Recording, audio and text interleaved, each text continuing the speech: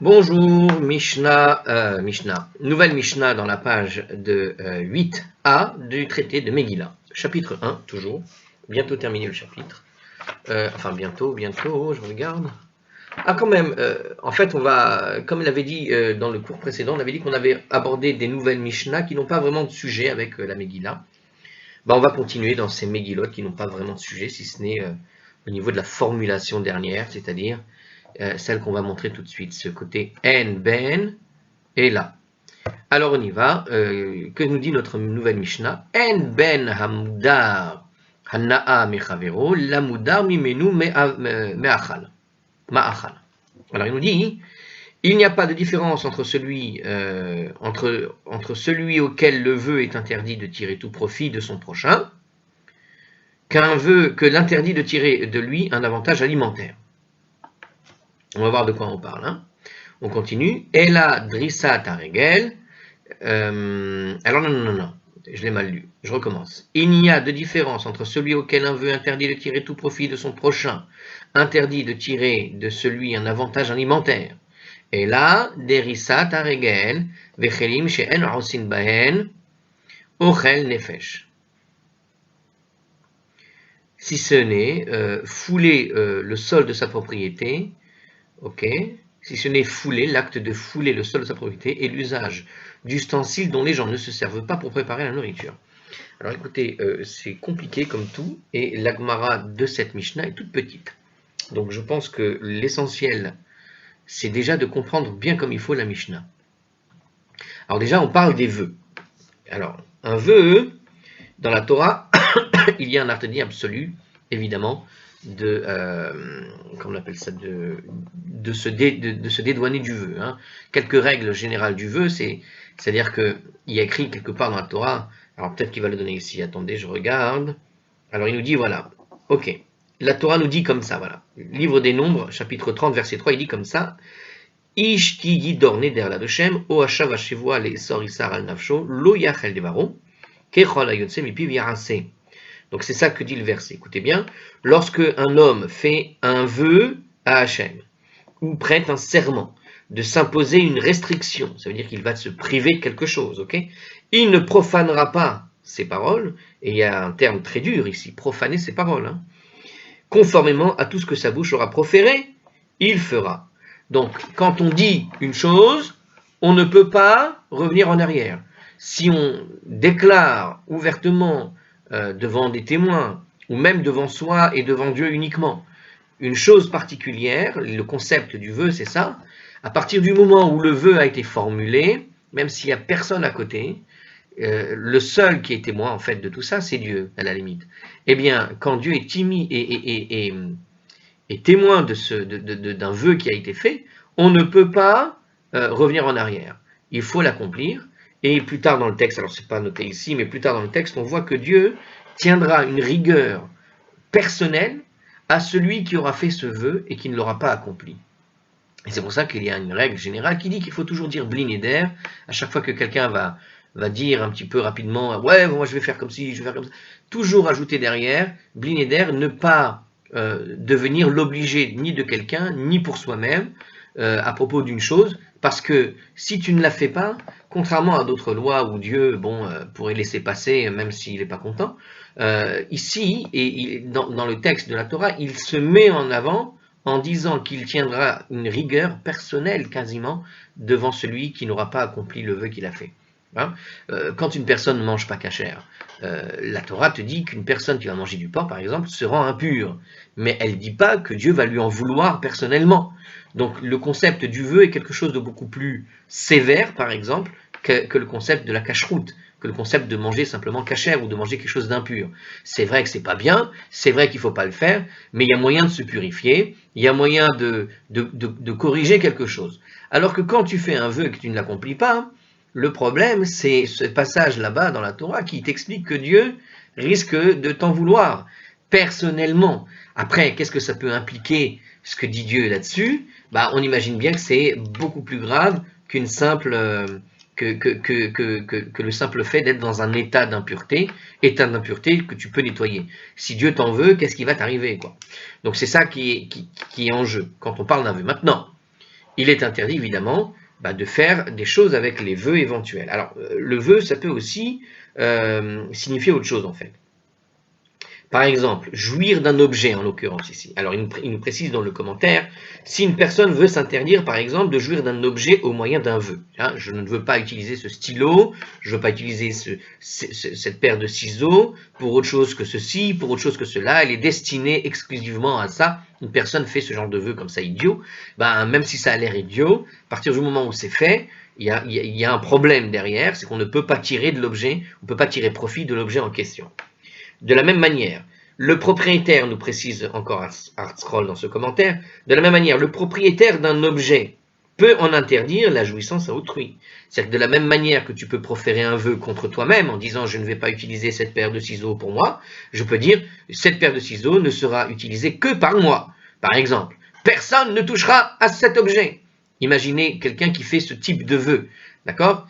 À partir du moment où il l'a fait, derrière, il y a une obligation, évidemment, que la chose soit accomplie. Alors, comment on fait pour éviter qu'une personne aille toucher, par exemple, je ne sais pas, si j'avais déclaré que cette table ne sera utilisée par personne d'autre que moi, et voilà que quelqu'un vient, il pose ses affaires dessus. Ah, comment on fait? Ce genre de problème. Bien entendu, il nous dit, le degré de cette défense de jouissance dépend des clauses du vœu. C'est-à-dire, comment tu as formulé ton vœu, c'est ce qui va déterminer à quel degré on peut ou pas jouir de la table. Par exemple, il y a poser ses affaires, mais il y a manger dessus. Ce sont deux choses différentes. Il y a se servir de la table comme décoration, ou se servir de la table véritablement pour travailler dessus. Vous voyez, il y a plusieurs degrés dans la défense de l'objet sur lequel tu as fait le vœu. Celui qui se voit privé de la jouissance d'un objet sous l'effet d'un vœu, ça s'appelle, ce qu'on a donné dans la Mishnah, le mudar hana'a. Celui qui a la jouissance est interdite au moyen d'un vœu. Mudar hana'a. Donc c'est qui? Alors ils l'ont traduit comme ça, c'est ce qu'on a dit tout à l'heure dans l'exposition de la Mishnah et dans la traduction. Celui à qui la jouissance est interdite au moyen d'un vœu. Là je comprends. Voilà pourquoi je comprenais pas, j'ai sauté un mot. Celui à qui la jouissance est interdite au moyen d'un vœu. Donc si jamais une personne particulière, je dis moi je veux qu'un tel ne touche pas et ne touche jamais à ce ballon, imaginez, je suis dans un match de football international et un des joueurs déclare « Je ne veux pas que cette personne touche à ce ballon, il sera mudar hana'a ». Il n'a pas le droit de jouir de ce ballon. Évidemment, c'est de la triche et ce vœu est absolument idiot sur celui qui le ferait. Mais imaginez, en tout cas chez soi, voilà, une personne sous l'emprise d'une colère particulière dit voilà, je ne veux pas que cette personne touche ce verre. Tout le monde pourra le toucher, mais celui-là, en particulier, ne doit pas le toucher. Il est appelé comment celui-là? Puisque celui-là en particulier, un tel à qui il est interdit de jouir de cet objet, par cause du vœu, eh bien, il s'appellera le mudar hana'a. Et on peut être mudar hana'a d'un objet soi-même, j'ai l'impression, puisque on peut s'interdire soi-même d'utiliser un objet.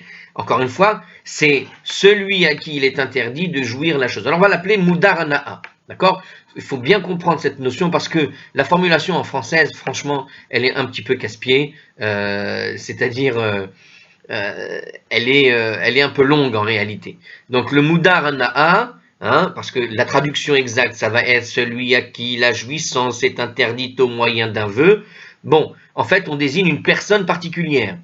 Un tel que j'ai désigné, c'est-à-dire cette personne particulière qui est celui qui ne doit pas jouir de ce vœu, eh bien, s'appelle le mudar hana'a, retenez ça pour la suite. Donc, il n'y a pas de différence donc entre le mudar hana'a pour son prochain, du mudar hana'a en ce qui concerne la nourriture.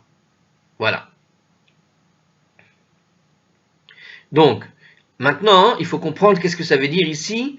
La différence d'abord entre celui du mudar hana'a, de son prochain, et celui auquel le vœu est interdit de tirer de lui un avantage alimentaire. Je n'ai pas compris l'avantage alimentaire ici, qu'il va faire. Alors ici, il nous dit, en fait, on parle de l'auteur du vœu qui l'a empêché de tirer le moindre profit de ses biens. Imaginons, donc il nous dit ici, En ben hamudar hana'a. Donc on a vu qui c'est le mudar hana'a, c'est celui qui n'a donc pas le droit de jouir et de tirer profit d'un objet particulier parce qu'il y a un vœu qui est attaché dessus. Mechavero. Et aussi, c'est qui? Mechavero, c'est celui qui a été empêché en particulier. Donc, l'auteur l'a empêché de tirer profit, Mechavero. L'amoudar mimenu, ah d'accord, que de tirer aussi bien, il est interdit de tirer profit donc du verre, par exemple, c'est-à-dire celui qui est moudar ana'a, c'est-à-dire cette personne qui ne peut pas utiliser ce verre, n'aura pas le droit d'utiliser le verre, d'accord, mais il ne pourra pas aussi utiliser un avantage alimentaire. On pourrait comprendre ici, si j'ai bien compris, par exemple, de l'eau qui serait dans le verre. Imaginons, je déclare que ce verre ne doit pas être utilisé par telle personne, donc il n'a pas le droit de tirer profit aussi bien du verre lui-même que de l'eau que je pourrais y mettre à l'intérieur, en quelque sorte. D'accord? Alors, qu'est-ce qu'il nous dit ici? On va essayer de comprendre cette idée d'avantage alimentaire grâce aux commentaires, on va voir. La portée de l'interdiction se limitait à la jouissance de la nourriture, en fait. C'est-à-dire que, dès le départ, en réalité, l'interdit était en fait sur la nourriture qui se trouve dans le verre. Quand j'ai dit à celui-là, tu ne dois pas toucher ce verre, parce que je pensais au vin qui était à l'intérieur, ou à l'eau qui était à l'intérieur. Donc en fait, ici il nous dit comme ça, donc la portée de l'interdiction se limitait en fait à la jouissance de la nourriture. Toutefois, l'auteur du vœu a expressément interdit non seulement la nourriture elle-même, mais aussi tout profit qui peut conduire à la nourriture. Ça veut dire le verre comme l'eau qui coulerait du verre, par exemple. De ce fait, le vœu ne vise pas seulement la nourriture, mais aussi toute gratification monétaire ou toute économie qui résulterait de l'usage de ces biens, attendu que ce gain est susceptible d'être converti en argent qui pourrait alors servir à l'achat de nourriture. Alors c'est un autre problème, on est là déjà dans une spécification, c'est-à-dire effectivement l'objet particulier, il ne peut pas s'en servir, mais si maintenant moi je vends cet objet et que j'en tire un gain, d'accord, j'ai dit à cette personne-là, il n'a pas le droit de toucher ce verre. Et maintenant, moi, je l'ai vendu ce verre. Et j'ai de l'argent qui est sorti de ce verre. Et avec cet argent, je vais acheter quelque chose. Cet argent particulier, il est, en fait, apparemment, de ce que je comprends, on va voir, je vais le relire encore, apparemment, on peut imaginer qu'effectivement, ce que j'ai acheté avec l'argent que j'ai payé de ce verre, eh bien, continue et poursuit en quelque sorte l'interdit en particulier de l'objet. C'est-à-dire que l'interdit sur le vœu continue de s'appliquer sur ce que j'ai acheté en nourriture, sur les pommes que j'aurais achetées avec l'argent que j'ai eu comme bénéfice de ce vœu. Eh bien, si la personne que j'avais interdit de manger mange de cette pomme, d'une certaine manière, le vœu a été transgressé. Alors on va vérifier, je répète, toutefois l'auteur du vœu a expressément interdit non seulement la nourriture elle-même, mais aussi tout profit qui pourrait conduire à la nourriture. De ce fait, le vœu ne vise pas seulement la nourriture, en tout cas l'objet du vœu, mais aussi toute gratification monétaire ou toute économie qui résulterait de l'usage de ces biens. Ça veut dire, imaginons qu'au lieu lui-même n'utiliserait pas le verre en question, on peut imaginer aussi ça, mais il va louer ce verre par exemple. Donc lui ne va pas l'utiliser en tant que tel, voilà, il est en tant que personne, je n'utilise pas ce verre. Ok, le moudar anae ne va pas utiliser le verre, mais il va utiliser le verre pour lui-même. Il ne va pas se servir, par exemple, du vin, il ne va pas se servir de l'eau, mais imaginons, il est dans un restaurant, dans un hôtel, il possède un hôtel, un restaurant, et le verre en question se trouve là-bas. Eh bien, ce verre est utilisé par d'autres et ça lui permet de gagner de l'argent. Eh bien, évidemment, il ne peut pas non plus, voilà, il ne peut pas se servir de cet argent qu'il va gagner grâce à ce verre, en gros. D'accord? Donc ça ne vise pas que l'objet, mais tout profit possible d'en tirer, même en cas d'avantage alimentaire.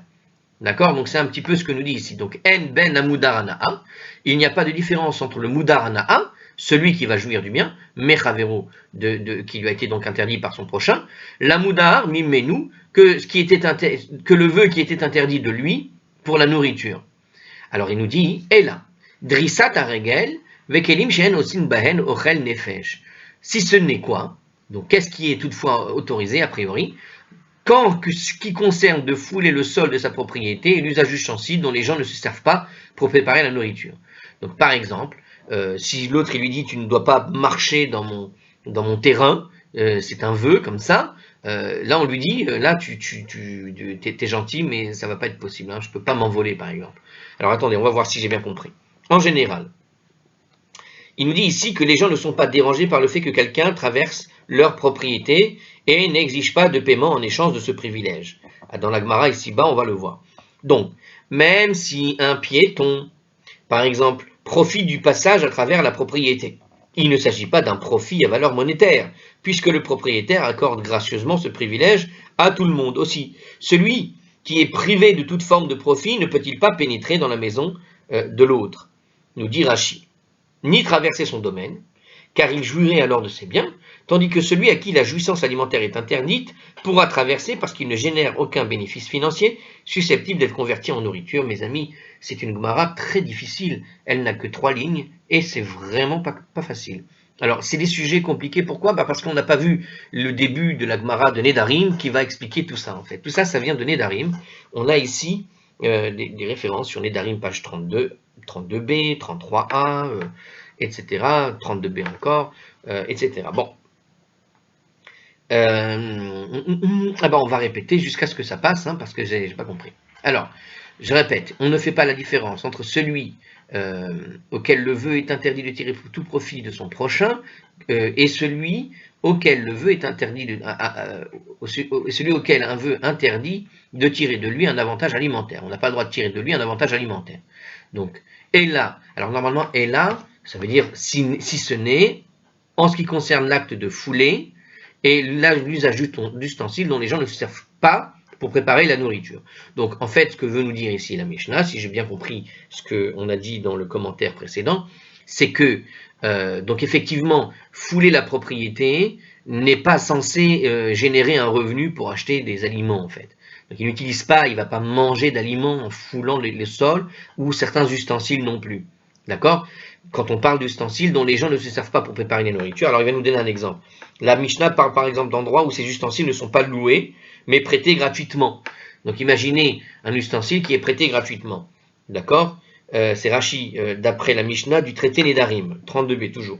Alors celui qui est privé de jouir d'un aliment peut donc en fait emprunter des ustensiles, puisque l'usage de ces ustensiles ne fait pas intervenir aucun profit relié de quelque manière que ce soit à la nourriture. Mais celui à qui toute forme de jouissance est interdite ne peut les emprunter puisqu'il tire alors une jouissance de l'usage de ces ustensiles. Voilà, on a en fait ici deux choses distinctes. On a l'interdiction de jouir d'un objet de manière générale, toute jouissance possible, inimaginable, même le plaisir de tenir cet ustensile dans les mains, lui sera interdit par exemple. Et il y a la jouissance de tirer profit pour la nourriture qu'il peut en consommer. Donc il y a deux jouissances possibles. On interdit en fait à une personne soit de jouir de l'objet en tant que tel, donc de toute possibilité de jouissance, soit de jouir de la nourriture qui va en découler. Bon, et donc une nourriture particulière, il ne pourra pas utiliser une échelle, par exemple, pour aller chercher la pomme qui se trouve sur un arbre, puisqu'on lui interdit d'y toucher la pomme, en gros. Ce genre de choses aussi. Alors, je ne suis pas sûr. Bon, alors on y va en tout cas. Donc si je répète bien, parce qu'il faut que ça rentre, pour que comprendre la suite, il n'y a de différence entre celui auquel le vœu interdit de tirer tout profit de son prochain, et auquel, je répète, et celui auquel un vœu interdit de tirer de lui un avantage alimentaire. Seulement, alors en fait, et là ici c'est plutôt dans le sens de seulement, c'est quoi? Drissat haregel vekelim, she'en osin bahen ochel nefesh. C'est-à-dire le fait de marcher à pied, donc écraser à pied, fouler à pied le passage, quoi, vekelim et des ustensiles pour lesquels il n'y a pas par eux d'aliments, de préparation d'aliments alimentaires. Donc on ne va pas manger quoi que ce soit avec. Ok? Bon, alors il nous dit par contre, si je continue dans le commentaire en bas, là où on loue de tels objets, même celui auquel toute jouissance alimentaire est interdite, on ne peut pas les emprunter car ce faisant il économise le prix de la location. Or cette économie constitue une forme de jouissance alimentaire puisqu'il va pouvoir employer l'acquisition de nourriture. En fait, voilà, à partir du moment où il y a un vœu contre une personne qu'il ne doit pas utiliser la nourriture avec, d'accord?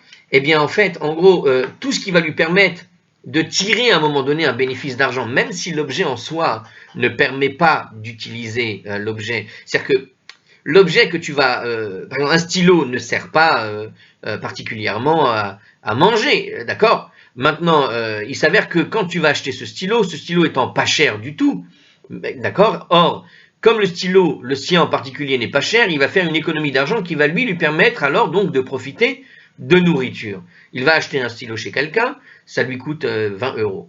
D'accord? Imaginez des stylos à 20 €. Hein, les beaux stylos comme ça, 20 €. Et il s'avère que cette personne-là en particulier lui avait donc interdit de jouir de l'aliment, etc., et d'utiliser ses propres stylos. Alors il pourrait l'acheter ailleurs, mais voilà que si jamais maintenant il achète chez lui des stylos, mais à un tarif réduit, eh bien cette différence, il pourrait acheter des stylos si ce n'est fait que pour écrire, d'accord, au prix normal, mais si jamais il l'achetait à un prix inférieur, l'économie qu'il va en faire va lui permettre en fait d'économiser de l'argent qui va lui permettre de se nourrir. Or, comme le vœu avait été de dire il ne va pas se servir de mes objets pour se nourrir, il ne s'agit pas simplement, je sais pas, d'une paire de ciseaux pour couper les fruits, il s'agit aussi d'un stylo qui ne sert pas à couper les fruits, mais comme il va réussir à économiser de l'argent en l'achetant chez lui, eh bien, quelque part, il va jouir de ce stylo qui est moins cher, grâce à l'argent qu'il va économiser, pour aller acheter ailleurs des choses grâce à ça. Et à cause de ça, du coup, il profite bien effectivement de jouir de l'objet en particulier pour acheter quelque part des fruits ailleurs et donc pour se nourrir. Donc ici, on a voilà, on est dans ces idées-là. Alors maintenant, on va voir la Gemara ce qu'elle nous dit, et la Gemara va présenter les choses de Hard déjà avec un petit, on va essayer de voir s'il l'explique un peu mieux déjà. Alors la Mishnah affirme que les seules différences en fait entre celui donc le Moudar Naé, celui à qui toute forme de profit donc est interdite, et celui auquel les jouissances alimentaires sont interdites. Donc déjà, on a une petite précision. On parle ici, effectivement, de deux cas. Le cas de celui à qui on a interdit toute jouissance possible, et le cas à qui on a interdit uniquement l'aliment. Donc en fait, elle affirme que les seules différences qui existent entre ces deux formes d'interdit, je lui interdis d'utiliser un objet de manière globale, et celui-là, je lui interdis éventuellement uniquement de se nourrir, tout objet qui lui permettrait de se nourrir. D'accord, toute jouissance alimentaire. Donc on a ces deux interdictions, et en fait ces deux interdictions qui semblent a priori différentes, en réalité, les seules différences qui existent, c'est le droit éventuellement de traverser une propriété, parce que traverser une propriété ne va pas lui faire gagner plus d'argent, et celui d'utiliser les ustensiles dépourvus de fonction alimentaire, et là aussi a priori, ne devrait pas lui permettre de gagner de l'argent. Pourtant, nous a dit le commentaire précédent que si jamais il pouvait l'acheter moins cher grâce à ça, du coup, il utilise l'argent. Mais c'est certainement ce que va nous dire la Gemara. Alors, mais à propos de ce qui concerne les ustensiles, dont les gens se servent pour préparer la nourriture, aussi bien celui-ci que celui-là sont exclus les profits reliés aux aliments, et ils sont égaux en ceci qu'ils n'ont pas le droit de jouir de tels ustensiles. C'est-à-dire que si tu utilises un ustensile maintenant, donc on lui avait interdit d'utiliser le verre, même pour, je sais pas, pour empêcher des feuilles, par exemple, de s'envoler. Donc là-dessus, il n'y a pas d'aliment à utiliser. Maintenant, il dit, si maintenant un verre peut te servir aussi à te nourrir, donc on a les deux, c'est-à-dire que un, il te sert à rien, par exemple, un marteau, ça sert à clouer des clous. Je lui interdis le marteau. Le marteau ne sert pas à la nourriture, à jouir de la nourriture.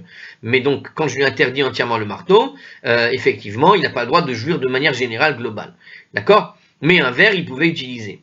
Maintenant, si je lui interdis le verre, or le verre peut aussi bien te permettre de te nourrir, de boire quelque chose, que de stopper des feuilles pour s'envoler. Eh bien, dans les deux cas, il te dit que des ustensiles dont les gens se servent pour préparer la nourriture, à partir du moment où je lui interdis de l'utiliser, puisque ça sert à préparer la nourriture, aussi bien celui-ci que celui-là, toute forme de profit possible et inimaginable qui lui permettrait alors de gagner quelque chose au niveau des aliments sont égaux. Donc tous les interdits sur cela sont égaux et il ne peut pas en jouir. En ceci qu'ils n'ont donc pas le droit de jouir de ces ustensiles de manière globale et pas simplement par rapport à la nourriture.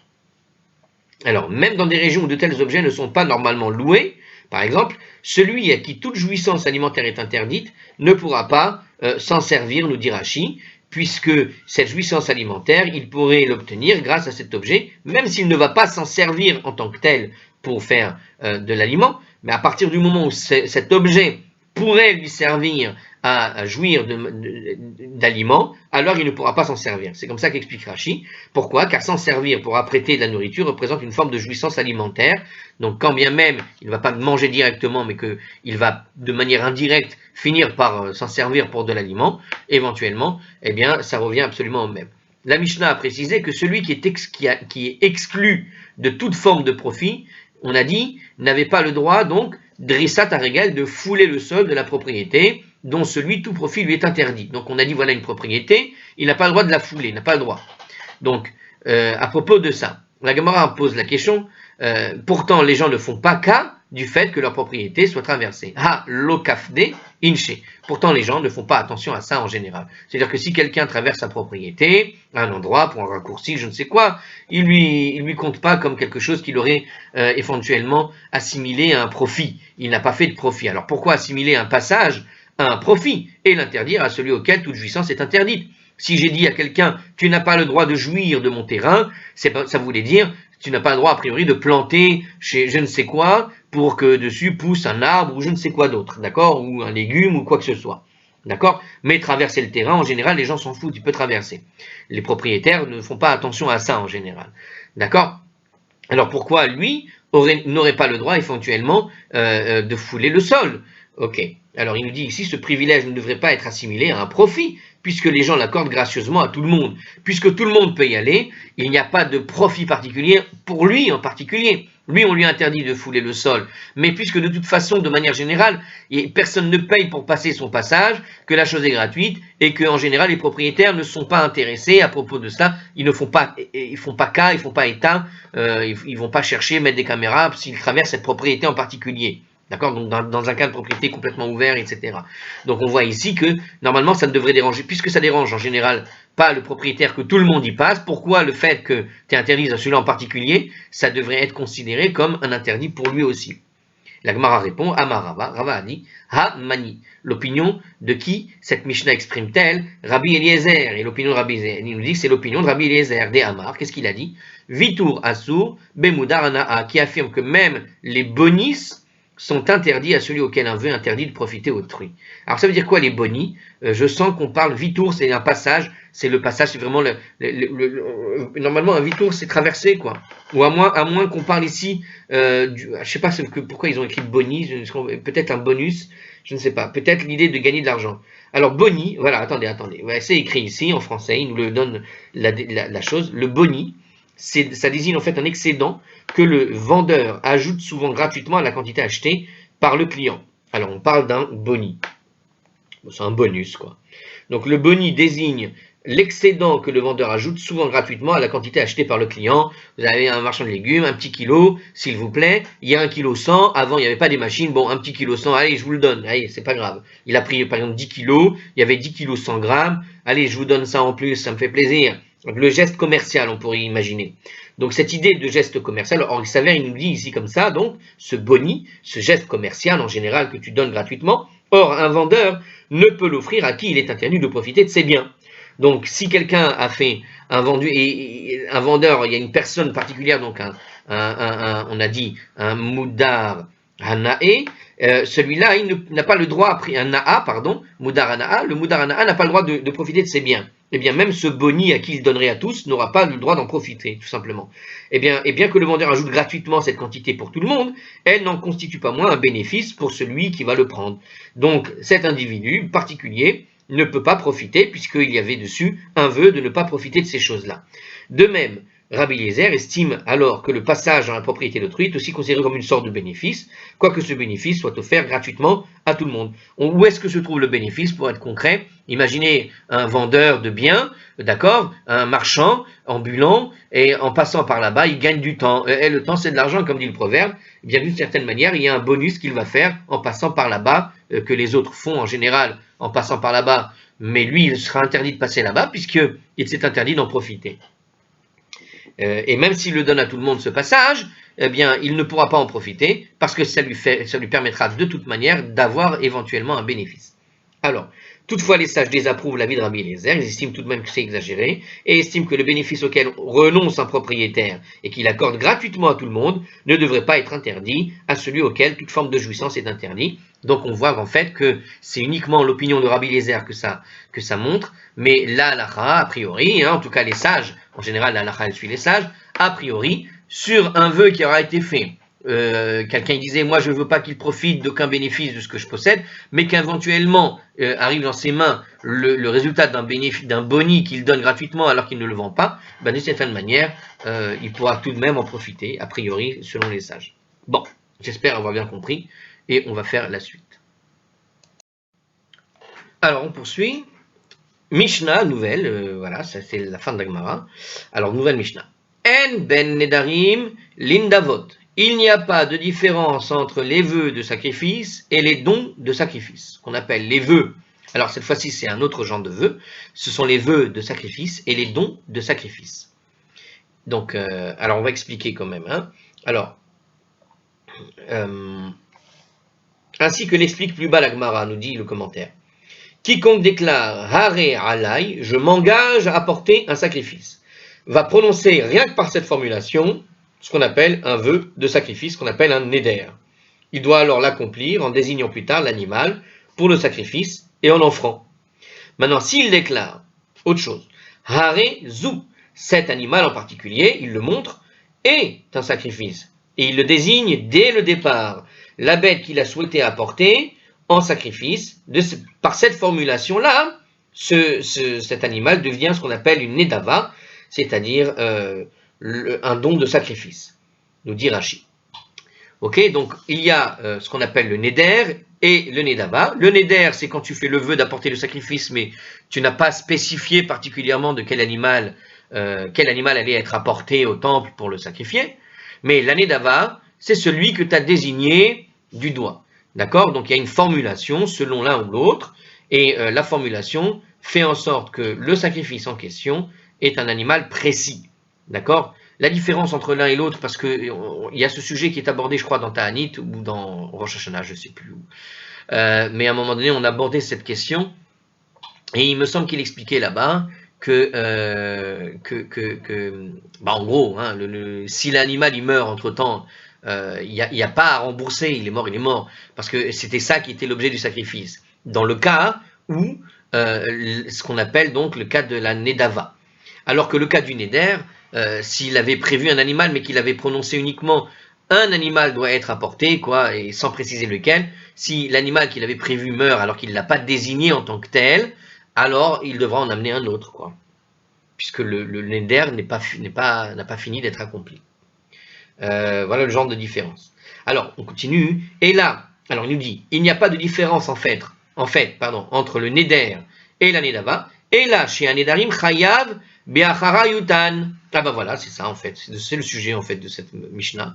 Si ce n'est que dans le cas d'un vœu de sacrifice, on assume la responsabilité, ou nedavot enu chayav be'achara yutan, tandis que dans le cas d'un don de sacrifice, donc, hein, dans le cas de la nedava, eh bien, on n'en assume pas la responsabilité.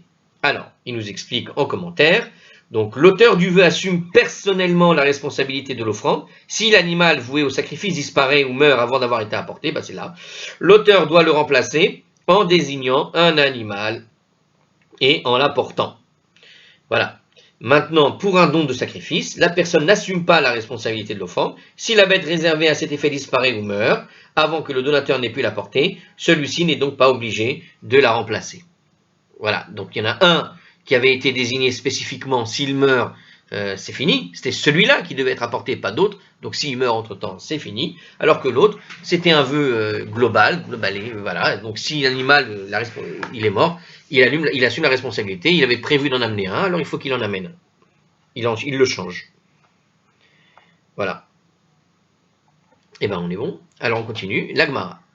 La Mishnah a indiqué que l'unique différence entre le vœu de sacrifice et le don de sacrifice est la responsabilité personnelle. Alors, qu'est-ce que ça veut dire? Ça sous-entend.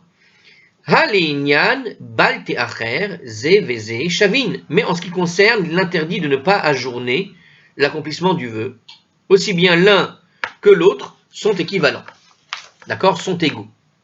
Et les sacrifices ne doivent donc pas, ne doivent pas être indûment reportés. C'est-à-dire que, autant, c'est vrai que si tu perds un des deux objets, alors dans le cas de la nedava, quand elle est morte, bon, c'est annulé, mais imaginons maintenant retardé. Il existe un interdit qui s'appelle al te'acher. Alors, il nous dit ici, la Torah déclare, on va le donner quand même le texte, Ki tidor neder la dochem elokecha lo te'acher le shalemu. Donc c'est dans le Deutéronome 23, chapitre 23, verset 22, là-bas, il dit « Lorsque tu fais un vœu à Hachem, ton Dieu, n'ajourne pas son accomplissement, ça veut dire que tu ne dois pas être en retard pour le faire. » Donc il nous précise, comme ça, dans ce commentaire, celui qui s'engage à faire une offrande doit l'apporter dans un certain délai. Au-delà, il a transgressé une interdiction. La durée de ce délai est l'objet d'un débat entre Tanaïm et qui se trouve dans le traité de Rosh Hashanah à la page 4a-b. Donc c'était pas sur Ta'anit que j'ai vu ça, c'était bien dans Rosh Hashanah. Alors, ok, très bien. Alors il nous dit ici donc l'interdit de retarder éventuellement.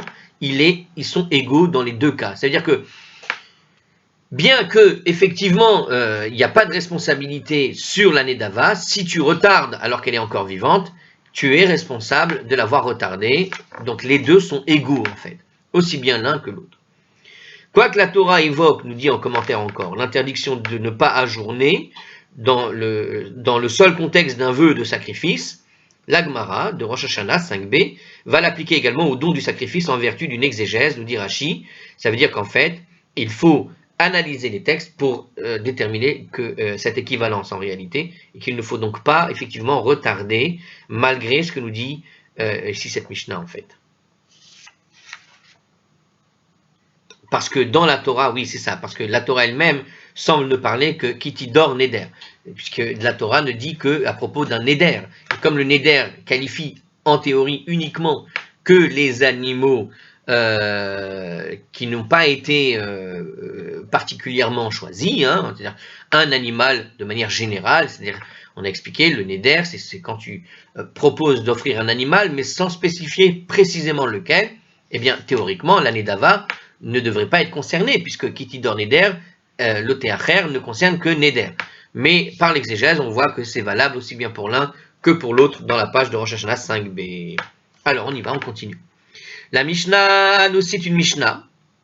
Pardon, je recommence. La Gemara va nous citer une autre Mishnah qui va définir de quelles caractéristiques il faut pour un vœu de sacrifice et du don de sacrifice. C'est quoi la différence finalement? Celle qu'on a expliquée dans le commentaire, on va le voir à travers une Braïta ou une Mishnah qui va nous donner justement cette différence. Cette Mishnah, alors il nous dit ici, c'est dans Kinim, chapitre 1, verset 1. D'accord? Alors on y va. Tana Hatam. Nous avons appris là-bas, dans une Mishnah, Ezehu Neder. Qu'est-ce qu'un vœu de sacrifice? D'accord?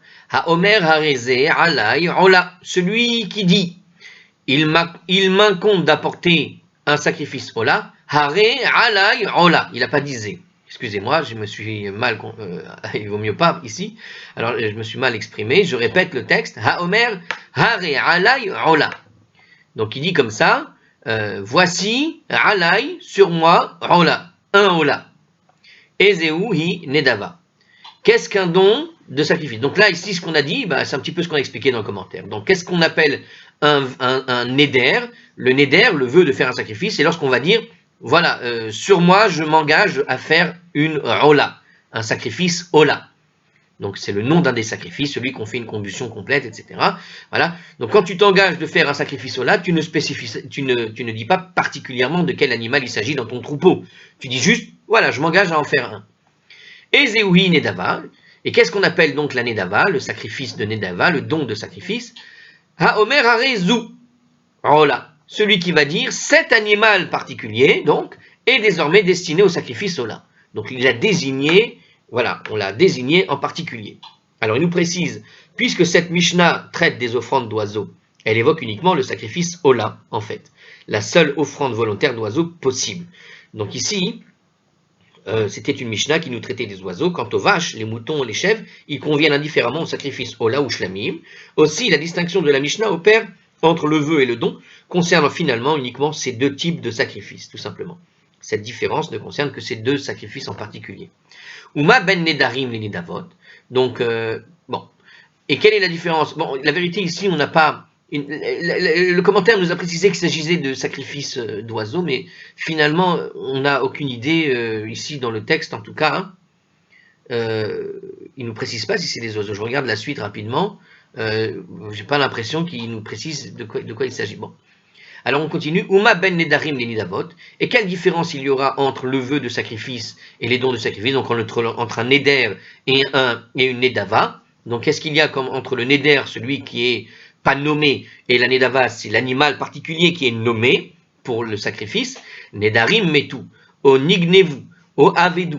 À propos d'un neder, si jamais si jamais ce Neder, celui que j'avais quand j'ai dit, voilà, je vais l'envoyer en sacrifice, mais sans préciser lequel, si jamais ils meurent ou qu'ils sont volés ou perdus, Chayav Be'acharayutan, l'auteur du vœu est responsable de leur perte et donc de leur sécurité, ils doivent donc les remplacer. Nedavot, mais tout, Onignevu, Oavedu, dans le cas d'une Nedava, donc dans le cas de celui que j'avais spécifiquement prévu pour le sacrifice Ola, que j'ai cité en tant que tel, celui-ci sera une Ola, eh bien, s'ils meurent ou s'ils sont volés ou perdus, et no Chayav Be'acharayutan, eh bien, cette Mishnah là-bas nous dit la même chose, donc le donateur n'est pas responsable de leur sécurité, et donc elle n'a pas à les remplacer. Alors, Menahane Milé, la Gemara pose la question, d'où est-ce qu'on apprend toutes ces choses en fait? D'où c'est écrit dans la Torah que finalement, il n'a pas de responsabilité personnelle dans un cas comme l'année d'Ava, et pas à propos de celui qui fait le don normal de manière générale. Comment tu fais la distinction entre Neder et Nedava en gros? La Gemara répond, Detanu Rabanan, parce que nos sages ont enseigné dans une braïta, venir tsalo lechaper alav. Le verset a déclaré dans le texte donc de la Torah, alors il nous dit ici, normalement c'est pas loin, alors non, c'est un autre texte, dans le Lévitique chapitre 1 verset 4, là-bas, le verset se rapporte au fait au sacrifice de Ola, là-bas, à propos de Ola, le propriétaire du sacrifice appuie ses mains sur la tête de l'animal qui dès lors est agréé et va pouvoir alors procurer le pardon quand il sera sacrifié. Donc c'est un sacrifice expiatoire, le Ola là-bas, il nous explique là-bas à propos de ce sacrifice. Rabbi Shimon Omer, dans cette braïta, il dit que Rabbi Shimon nous dit Et she'alav chayav be'acharayuto, de qui lui incombe, il est responsable de sa sécurité. Parce qu'il y a écrit dans le verset she'alav, d'accord? Ça veut dire qui était sur lui, dans le verset, she'alav implique l'idée, comme il y a écrit de qui lui incombe, ce qui lui incombe, alors ça signifie que c'est à propos de sa sécurité, et donc il a la responsabilité. Ve'et she'eno alav, mais lorsqu'il y a écrit il ne lui incombe pas, de ce qui ne lui incombe pas, eno chayav v'achayuto, il n'est pas responsable de sa sécurité. Alors on va expliquer ça tout de suite dans le verset. Si on regarde là-bas, l'exégèse de Rabbi Shimon consiste en fait à voir dans le terme alav, littéralement, alav veut dire sur lui, il doit mettre les mains sur lui à propos de ce fameux sacrifice là-bas dans le chapitre qu'on a cité. Donc il dit comme ça, un indice de la nature du sacrifice. Alav, sur lui, donne un indice sur ce sacrifice. Il interprète ainsi le verset, il dit « Venir tsalo lechaper à Alav, et son vœu sera accepté, c'est-à-dire considéré comme accompli lorsqu'il obtient le pardon, c'est-à-dire au moment où il est concrètement offert. Et il en est ainsi lorsque cela est sur lui, comme il y a écrit ailleurs, il en est ainsi lorsque cela est sur lui, à savoir que le vœu d'apporter le sacrifice n'est accompli que lorsque le sacrifice est concrètement offert. Et dans le cas où le vœu est sur lui, c'est-à-dire consenti au moyen de la formule « il m'incombe ». Donc, ce qui sous-entend que lorsque le vœu a été fait au moyen d'une formule différente, ça veut dire cet animal est voué là, il est accompli, même si le sacrifice n'a pas été concrètement offert. Alors, c'est Rachi qui nous explique, mais l'explication qui nous a donnée de Rachi ici, comment dire, je la trouve un peu brouillon. Alors, elle est brouillon, mais elle n'est pas vraiment brouillon. C'est tout simplement qu'il nous manque ici les termes en hébreu des versets. J'aurais voulu qu'ils nous mettent le verset en entier. Ils ne l'ont pas mis complètement ici en entier. On va vérifier si c'est le même qui était posé ici. A priori, non, hein, mais... non, ça c'était Deutéronome. Nombre. Non, il n'y a pas le verset. Alors, tant pis, on va le croire et c'est tout. Venir tsalo lechaper alav, comme il y a écrit, et son vœu alors sera agréé lorsqu'il obtiendra le pardon par lui, alav, en quelque sorte, alav, sur lui. Ça veut dire c'est au moment où il est concrètement offert, alors que pour l'autre cas du sacrifice, donc c'est un autre texte, mais il ne le met pas, il y aura écrit cher alav, il y a le terme cher alav, et cher alav implique lorsque cela est sur lui, ce qui veut dire le vœu d'apporter le sacrifice n'est accompli que lorsque le sacrifice est concrètement offert, et dans le cas où le vœu est sur lui, c'est-à-dire consenti au moyen de la formule « il m'incombe », ce qui sous-entend que la formulation est difficile parce qu'ils ne nous ont pas donné les textes. Bon, en tout cas, sachez que ça vient de l'analyse tout simplement du verset, puisqu'il y a écrit « venir tsalo lechaper alav », donc il y a écrit dans ce verset, justement, c'est celui de Lévitique, chapitre 1, verset 4, là-bas, « lechaper alav », comme il y a écrit « alav » alav veut dire qu'il n'est pas responsable de sa sécurité, d'accord? Mais chez alav, lorsqu'il est responsable, ça veut dire uniquement, en gros, pour lui, en faveur, pour lui obtenir le pardon, c'est-à-dire il sera en sa faveur pour lui obtenir le pardon, les rapères alav, sur lui. Le sur lui, il est en trop, en fait. Ce sur lui dans le verset, je répète le verset, venir tsalo les rapères alav. Donc, c'est la braïta ce qu'elle dit. Venir tsalo les rapères alav. Alav signifie sur lui, puisqu'il y a écrit sur lui. Donc, il fait une distinction, en fait, entre ce qui est écrit sur lui, et Rabbi Shimon Omer, lui, il dit, en faisant le commentaire de ce verset, il dit chez alav. Ça veut dire, quand il dit sur lui, alav, ça peut être compris sur lui, celui qui a apporté le sacrifice. Mais les rapères alav, tu peux l'interpréter aussi chez alav, qui est sur lui, c'est-à-dire le sacrifice lui-même. Ça voudrait dire quoi? Ça veut dire que la responsabilité, elle est sur lui ou pas. Ok? Donc, quand la responsabilité, elle est sur lui, ça veut dire si le sacrifice est avec lui, il est responsable. S'il n'est pas avec lui, il n'est pas responsable. Mais dans quel cas le sacrifice est avec lui pour qu'il puisse obtenir ce pardon? C'est dans le cas où il aura dit celui-là est prévu. Et dans quel cas il n'est plus sur lui? C'est quand il ne précise pas quel animal. Donc s'il ne précise pas quel animal, je me suis un petit peu emmêlé les pinceaux, je recommence. S'il ne précise pas quel animal, il pourrait dire que la responsabilité elle reste sur lui, parce que tant que l'animal n'est pas apporté, alors il y a un problème. Mais alav, ça veut aussi dire s'il est sur lui. Ça veut dire que une fois que l'animal a été désigné en tant que tel, c'est déjà une kapara, et s'il meurt entre-temps, il n'a plus la responsabilité de l'amener. Bon.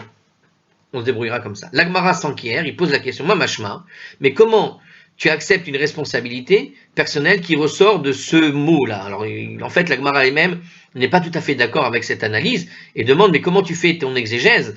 Comment tu impliques que le mot alav, de là, tu peux en déduire que finalement, c'est sa responsabilité.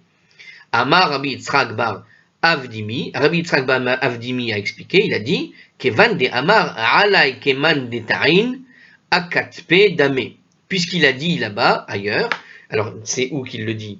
Alors il ne le dit pas ici, mais il dit comme ça.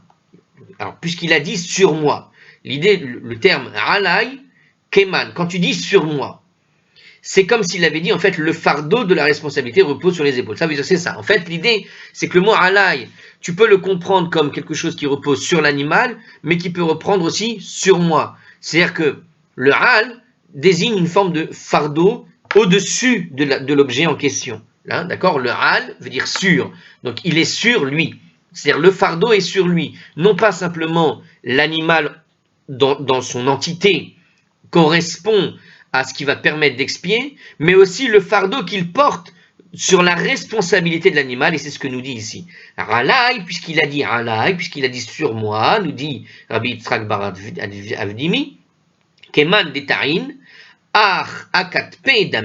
ça veut dire quoi? Donc c'est comme s'il avait dit que le fardeau de cette responsabilité repose sur ses épaules.